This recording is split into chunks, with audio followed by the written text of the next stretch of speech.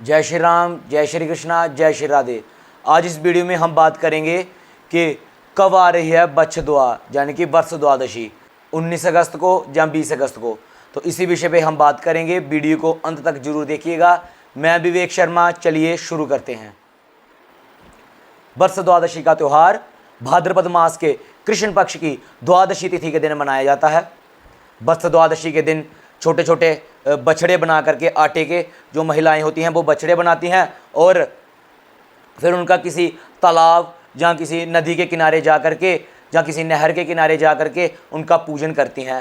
तो ये हमारे डुग्गर प्रदेश के मुख्य त्योहारों में से एक प्रमुख त्यौहार है। ये त्यौहार बड़ी धूमधाम से मनाया जाता है और ये इस दिन का जो व्रत होता है इसे बच्छदुआ भी कहते हैं हमारे डुग्गर प्रदेश में। और ये व्रत जो रखती हैं महिलाएं, ये अपने बच्चों की लंबी आयु के लिए ये व्रत रखती हैं, अपने बच्चों की दीर्घ आयु के लिए ये व्रत रखा जाता है। और हमारे शास्त्रों में कहा गया है कि किस दिन द्वादशी जो वर्ष द्वादशी का व्रत रखना चाहिए, जो बच्छदुआ पूजनी चाहिए। कहते हैं कि गोधूली काल संयुक्ता द्वादशी वत्स पूजने, जब गोधूली काल के साथ द्वादशी संयुक्त हो उस दिन बच्छदुआ पूजनी चाहिए, उसी दिन बच्छदुआ पूजनी चाहिए। अभी गोधूली काल क्या होता है? गोधूली काल होता है कि जो संध्या काल का समय, जब गायें बाहर चर के घर वापिस आती हैं तो उनकी जो खुरों से जो धूल उड़ती है, तो उस समय को हमारे ऋषियों ने गोधूली काल नाम दिया है। ये यानी कि शाम को सूर्यास्त से आधा घंटा पहले और आधा घंटा बाद का जो समय होता है, लगभग 1 घंटे का, इसे गोधूली काल कहा जाता है। तो शास्त्रों में कहा गया है कि जो गोधूली काल के साथ संयुक्त द्वादशी हो उसी दिन वत्स पूजन करना चाहिए, उसी दिन बच्छदुआ पूजनी चाहिए। तो अब आपको बताते हैं कि किस दिन गोधूली काल के साथ संयुक्त जो द्वादशी है। तो जो द्वादशी तिथि शुरू होगी वो होगी 19 अगस्त को दोपहर 3:33 पर, यानी कि 3:33 पे एकादशी खत्म हो जाएगी और उसके बाद शुरू हो जाएगी द्वादशी। तो दूसरे दिन जो 20 अगस्त बुधवार के दिन है वह 1:59 तक, यानी कि 2 बजे, लगभग 2 बजे तक द्वादशी रहेगी। उसके बाद द्वादशी समाप्त हो जाएगी। तो अब सीधी सी बात है कि द्वादशी किस दिन संयुक्त हो रही है गोधूली काल के साथ? 19 अगस्त को, 19 अगस्त मंगलवार के दिन। तो ये जो बच्छदुआ का जो त्यौहार है, बच्छ द्वादशी जो पूजी जाएगी वो भी 19 अगस्त को मंगलवार के दिन बच्छदुआ पूजी जाएगी। देखिए, जो बच्छदुआ का त्यौहार ये द्वादशी के समय ही पूजा जाता है। एक जो इस बात का ध्यान रखें, द्वादशी के समय ही बच्छदुआ पूजनी चाहिए।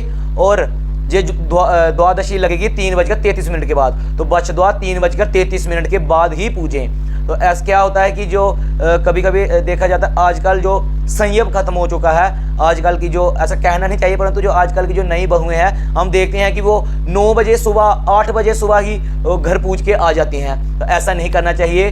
तो शाम के समय ही पूजनी चाहिए। तो 3:30 बजे के बाद, यानी कि 3:33 के बाद बच्छदुआ पूजें। अगर कोई नहीं कर सकता कि यानी कि मेरे से नहीं होगा, जो करता ही सुबह 9 बजे 8 बजे है, तो फिर वो दूसरे दिन कर ले, दोपहर 2 बजे के पहले पूज ले। अगर जो चाहता कि वो शाम को नहीं पूज सकता, इतनी देर वह भूखा नहीं रह सकता, ठीक है, तो वो क्या करे कि दूसरे दिन ही पूजे, यानी कि 20 अगस्त को 2 बजे से पहले कर सकता है। फिर नहीं तो सही जो है वो 19 अगस्त 2025 मंगलवार के दिन है जो बच्छदुआ पूजी जाएगी, वो भी 3:33 के बाद। तो अब बात करते हैं बिरड़ सेड़ने का क्या मुहूर्त है। बिरड़ जो सेड़े जाएंगे 18 अगस्त को भी सेड़ सकते हैं बिरड़ सुबह, क्योंकि 18 अगस्त को 6:24 पे भद्रा शुरू हो जाएंगी और शाम को 5:23 तक रहेगी। कि भद्रा कोई भी हो वह अशुभ ही मानी जाती है।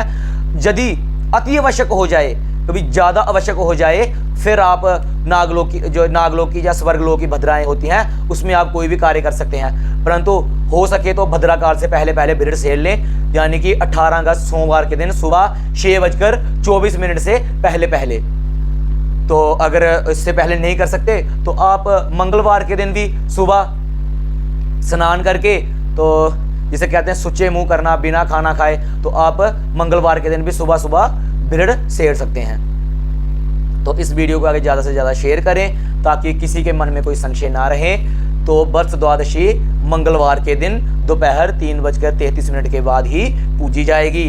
अगर ऐसा कोई नहीं कर सकता, इतनी देर नहीं रह सकता, तो फिर वो दूसरे दिन 20 अगस्त को दोपहर 2 बजे से पहले कर ले, परंतु सही 19 अगस्त को 19 अगस्त को मंगलवार के दिन पूजी जाएगी 3:33 के बाद। जय माता दी, जय श्री राम, हर हर महादेव।